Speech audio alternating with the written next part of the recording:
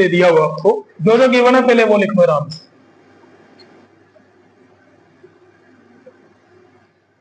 Perimeter दे दिया आपको 300 centimetre. इसको रोल करके एक सिलेंडर बनाया हुआ है, तो थोड़ी सी फिगर देख लो। ये रेक्टेंगल शीट है, इसको मान लो इस तरह से उसने रोल किया है, तो ये इस तरह से सिलेंडर बन गया लाइक दिस। ठीक है, तो मतलब इसकी जो ये वाली लेंथ है वो पूरी रोल हो चुकी है, तो ये क्या बन गई, सर्कमफेरेंस। तो मान लो अगर ये लेंथ x है और ये y है, तो सर्कमफेरेंस आपका x हो गया। ठीक है, और हाइट ऑफ द सिलेंडर क्या है, y। क्वेश्चन समझ आ गया। ये बाकी उसमें जो लिखा हुआ है, roll on the side of the cylinder form a cylinder. Diameter हमने डायमेंशंस फाइंड करनी है, मतलब x और y फाइंड करना है। To find x and y so that volume of cylinder will be maximum। ठीक है, तो वॉल्यूम ऑफ सिलेंडर का फॉर्मूला क्या था भाई, volume of cylinder pi r square h. तो इस पूरे के पूरे को x या y में बनाएंगे, तो h तो हमारा y है, सिलेंडर की हाइट, r निकालो इन टर्म्स ऑफ x, तो सर्कमफेरेंस ऑफ सर्कल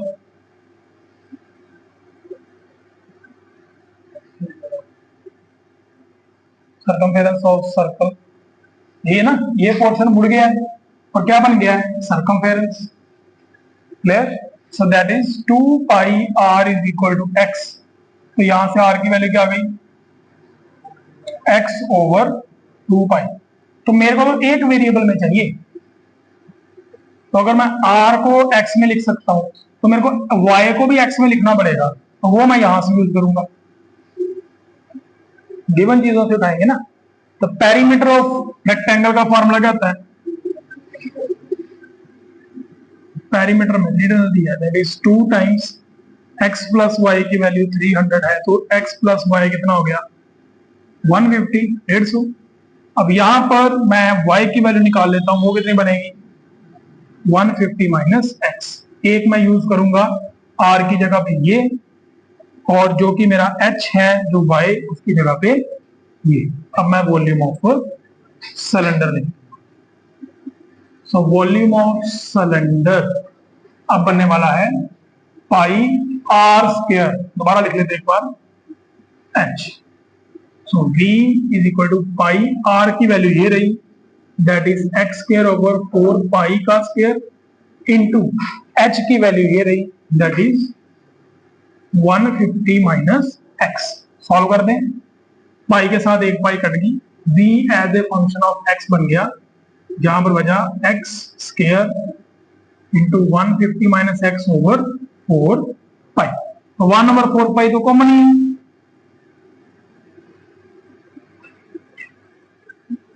इसको अंदर मल्टीप्लाई कर देते हैं, 150 x स्क्वायर माइनस x का क्यूब।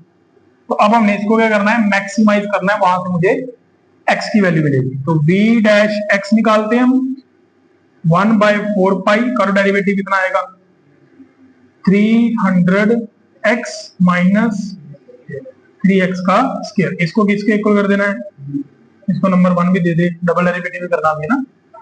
जीरो करेंगे तो ये बन गया अपना 3x कॉमन निकाल लो, यहां बच गया 100 माइनस x इक्वल टू 0। ठीक है, तो एक बार x की वैल्यू आ गई 0 और एक बार x की वैल्यू आ गई 100। तो हमारे सिलेंडर का x तो 0 हो नहीं सकता, x 0 हो गया तो मतलब लेंथ ही खत्म हो गई। So not possible, this is not possible.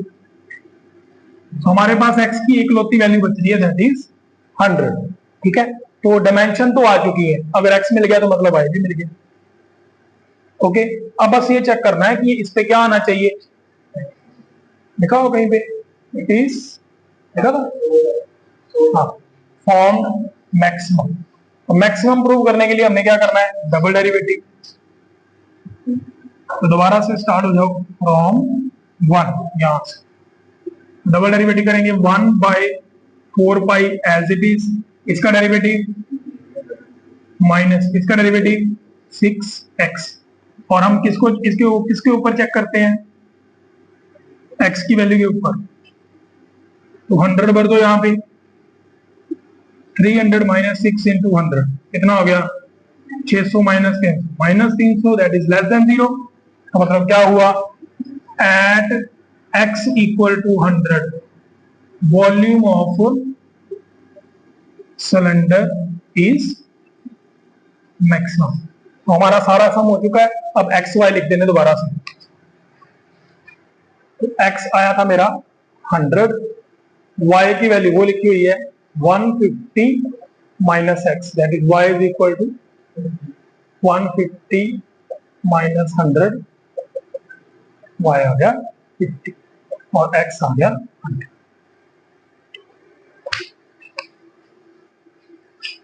Note down कर लो, बेचता है, ठीक है। कह रहा था रिडक्शन इन द प्राइस, अगर प्राइस में कुछ कमी कर दी जाए तो आपके नंबर ऑफ यूनिट्स ज्यादा सेल होंगे, ठीक है। रिलेशनशिप बिटवीन प्राइस और नंबर ऑफ यूनिट्स में ये रिलेशन दे दिया हुआ है, ठीक है। पहला क्वेश्चन ये पूछा है that determine the number of units that should be sold to maximise the revenue, ठीक है, कि रेवेन्यू मैक्सिमम हो जाए, और रेवेन्यू को फंक्शन दे दिया एज ए पी आल्सो। तो हमारा जो रेवेन्यू है एक्सो को हमने मैक्सिमाइज करना है, तो पी एक्स की वैल्यू ये दी दी हुई है, ये रेवेन्यू आ गया। अब कर दो इसको मैक्सिमाइज, आता करना, हो जाओ स्टार्ट। आप लोग अपना करेंगे, मैं आपका करूंगा। हाँ 1/2,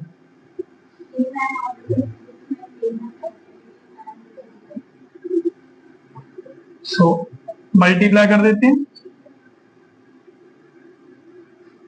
आप लोग अपना करोगे, जिस तरह से आपको इजी लगता है आप उस तरह से करो, डोंट कॉपी मी, मैंने आपको सिखाया हुआ। तो डेरिवेटिव करेंगे तो ये आ जाएगा, we have to put it equal to 0,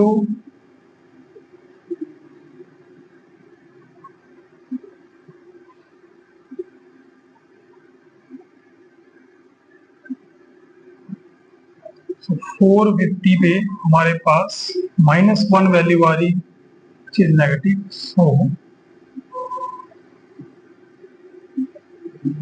revenue will be maximum at x equal to 450. Answer of the first question.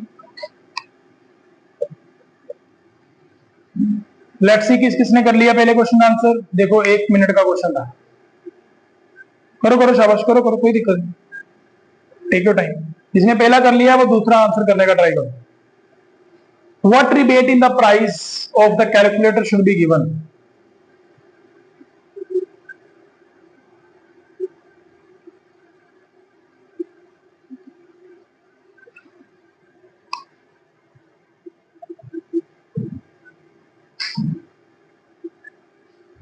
Price में कितनी कमी कर दी जाए कि आपको मैक्सिमम रेवेन्यू मिले। सेकंड क्वेश्चन आंसर कर सकते हो। एक्स क्या आया है, एक्स क्या था, क्वांटिटी। ये तो नंबर ऑफ कैलकुलेटर्स है, कहना 450 कैलकुलेटर बेचोगे तो मैक्सिमम प्रॉफिट होएगा, पर कैलकुलेटर का प्राइस कितना होना चाहिए, वो कितों कटोगे। दिता तो है हमें, कैलकुलेटर का प्राइस कटो जल्दी, देखो कितना घट करना पड़ेगा, जल्दी प्राइस कटो कैलकुलेटर का। Price of calculator that is px, that is 450 minus 1/2 x,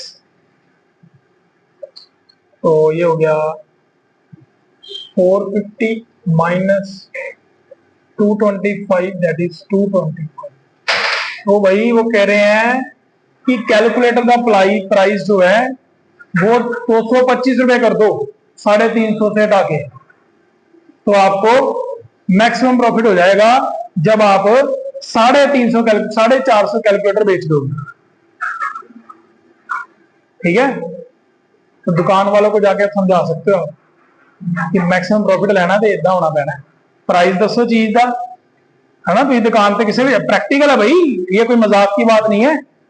आप किसी भी चीज का प्राइस पता कर लो, दुकान पे जाओ, मोबाइल फोन पूछ लो, हाँ भाई मोबाइल फोन इतने का है, ठीक है, वो कह रहा भाई इतने का मोबाइल फोन है। फिर देखो क्वांटिटी कितनी बन रही है, इतनी क्वांटिटी पे इतने प्राइस के हिसाब से वो क्या क्वांटिटी वाला सिस्टम आ रहा है उसका, ठीक है, उसमें से ये फंक्शन निकाल लो प्रॉफिट का, आपके प्राइस का, इतने इतने इतना हम बेच रहे हैं तो ये प्राइस निकल गया इतने प्राइस पे, ठीक है। फिर आप देख लो, उसको बता सकते हो कि भाई अगर तू इतने मोबाइल बेचेगा तो इतना प्रॉफिट आएगा, और अगर रेट इतना कम कर देगा तो इतना प्रॉफिट आएगा। तो बिजनेसमैन अगर पढ़े लिखे होंगे तो वो अच्छा बिजनेस कर सकते हैं। और ये जो बातें हैं ना, ये बड़ी बड़ी कंपनीज, मल्टीनेशनल कंपनीज, ये उनकी पैरामीटर्स हैं। ये आजकल कंप्यूटर सॉफ्टवेयर से ये काम करते हैं, बेसिक ये है। तो सॉफ्टवेयर इनके ऊपर डिजाइन किया जाता है। तो जो बच्चे भी कंप्यूटर लाइन में जाना चाहते हैं, कल को सॉफ्टवेयर इंजीनियर बनेंगे, तो सॉफ्टवेयर बनाएंगे कहां से? यहां से, सारा डाटा यही है। ओके, सो ये प्राइस हो गया। अब प्राइस कम कितना हुआ है, वो क्वेश्चन तो ये था ना, व्हाट रिबेट, तो रिबेट 225 थोड़ा ही है, कम कितना किया है? 350 प्राइस था, 225 का बेचना है, कम कितना हुआ है? प्राइस कितने का सीखा? 125 है ना। सो 125 रुपए आपको कम करने पड़ेंगे, तब जाके आपका प्रॉफिट का हो जाएगा मैक्सिमम। फिर इसको सॉल्व करते हैं।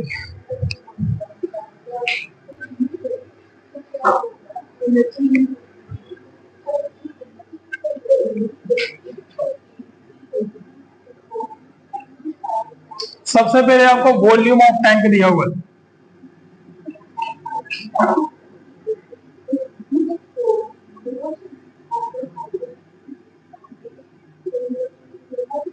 थोड़ा सा समझा दूं। हाँ जी बेटा, वॉल्यूम ऑफ टैंक का फॉर्मूला क्या होगा? टैंक कैसी शेप का है?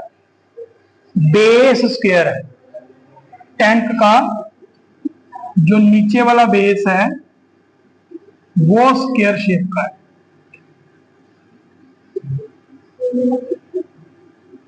एक्स एक्स, हाइट टैंक की एच है, ठीक है। उसका वॉल्यूम क्या होगा? Length into breadth into height, है ना। एक्स स्क्वायर इंटू एच हो गया, तो कितना आ गया ये 250। यहां से एच की वैल्यू निकाल दो। क्लियर? इसको नंबर दे दो 1। हम क्वेश्चन में जाते हैं एक बार। The cost of land is ₹5,000 per metre square, ठीक है। और कितना एरिया, मतलब अगर मैं यहां पे खोदूं तो एरिया तो वही होगा ना जो स्क्वायर शेप है, एरिया में डेप्थ थोड़ा ना आएगी। क्लियर? और 1 स्क्वायर मीटर खोदने का कॉस्ट कितना है? तो x स्क्वायर मीटर खोदने की कॉस्ट कितनी होगी? 5000 इंटू एक्स स्क्वायर। हमें लगी एक तो वो वाली कॉस्ट आएगी एरिया वाली, दूसरी ये वाली कॉस्ट। तो कॉस्ट का फंक्शन क्या बना? Cost of digging the tank. हम पहले मैं दसदा, कई शायद यही नहीं पता लगा ना टैंक केड़ा। मान लो जमीन है, ठीक है, ये मैं खड्डा करना है, उस खड्डे नूं टैंक कहण दिया। हमें लगी पंजाबी जे मैं 2 लाइनां खत्म कर, खड्डा जिहड़ा वा वो है शेप का होना। क्लियर? क्योंकि जमीन के अंदर आप पानी पाना है, उपरों पानी आना है, जमीन के अंदर जाना है। तो जिहड़ा जमीन के अंदर टैंक है वो है शेप का। Got it. तो ਇਹਦੇ ਤੇ ਖੱਡੇ ਕਰਨ ਤੇ ਕਿੰਨੇ ਪੈਸੇ ਲੱਗਣਗੇ, that is my question. Cost of digging ਕਿਹੜਾ, ਜਿੱਦਾਂ ਜਿੱਦਾਂ ਡੈਪਥ ਵਧੀ ਜਾਏਗੀ, ਜਿੱਦਾਂ ਜਿੱਦਾਂ ਡੂੰਘਾਈ ਵਧੀ ਜਾਏਗੀ, ਉਦਾਂ ਉਦਾਂ ਹੀ ਕੋਸਟ ਵੀ ਵਧੀ ਜਾਏਗੀ for the whole tank. H is the depth, सारा कुछ। Find the cost of digging of the tank. तो हम cost of digging of tank निकालने जा रहे हैं। पहले क्वेश्चन का आंसर आने वाला है cost of digging of tank. तो पहली कॉस्ट तो ये cost based on height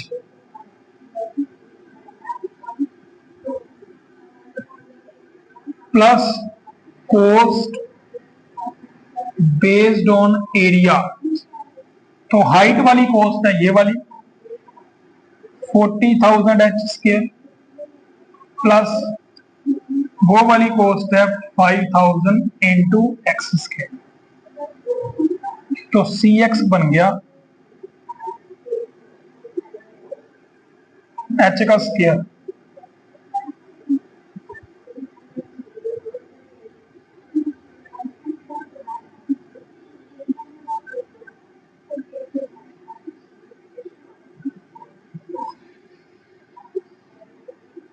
so this is the answer of first question.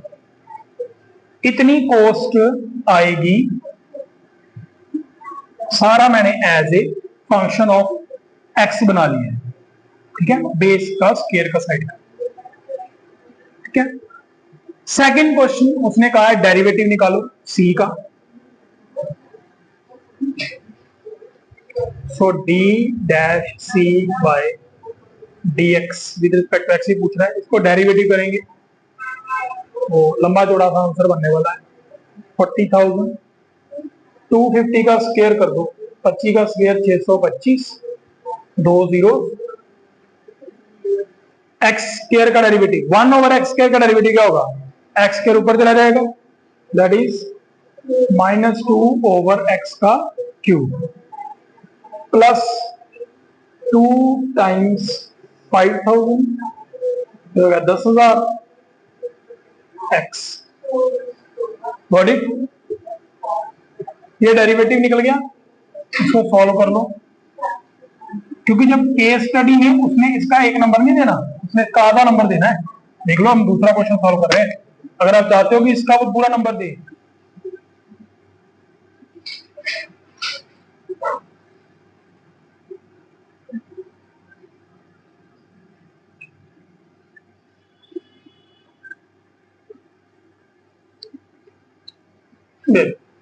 मेरा तो आ गया, आपने, मैंने कहा था अपना अपना करो भाई।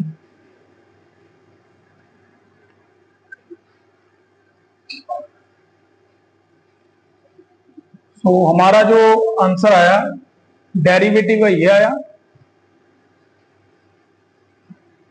और डेरिवेटिव को इक्वल टू 0 करके हमारा आंसर ये बना, एक्स की वैल्यू आ गई 10। अब हमने ये भी चेक करना है कि ये मिनिमम होना चाहिए, तो डी डबल डैश खत्म हो गया, बिल्कुल बंद कितना करांगे, तो कोई कहां पे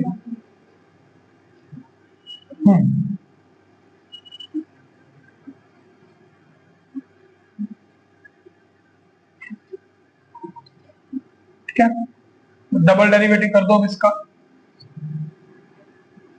तो माइनस केड़ा कहां पे,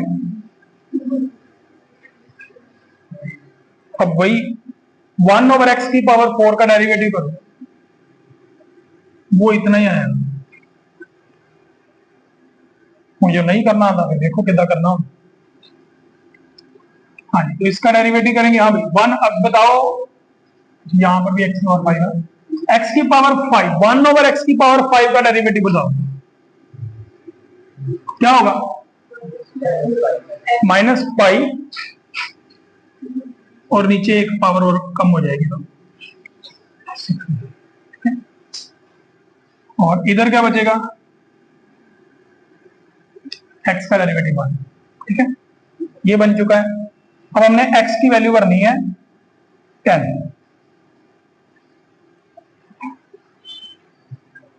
तो d डबल डैश c बन गया 5 इंटू 10 की पावर 10 ओवर 10 की पावर 6 प्लस 1000। तो अल्टीमेटली आंसर क्या बनता है भाई? पॉजिटिव। डबल डेरिवेटिव में तो हमने साइन ही देखना, तो ये बनता है पॉजिटिव, तो मतलब मिनिमम प्रूव हो गया अपना। सो देयरफॉर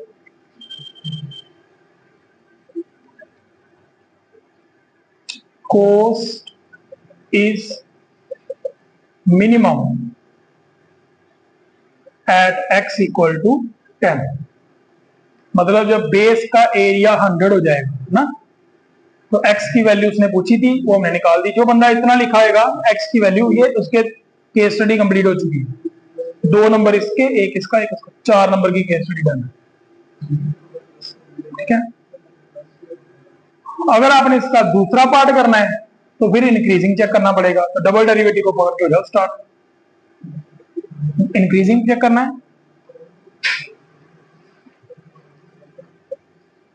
तो c डैश x इसका डेरिवेटिव ग्रेटर देन क्या आना चाहिए? 0 के। तो हो जाओ, कहां पर था डेरिवेटिव? यहां पर लाइव।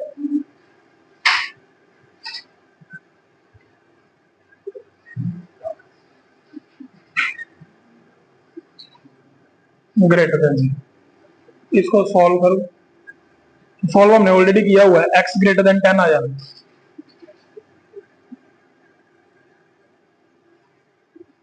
इसको उधर भेज।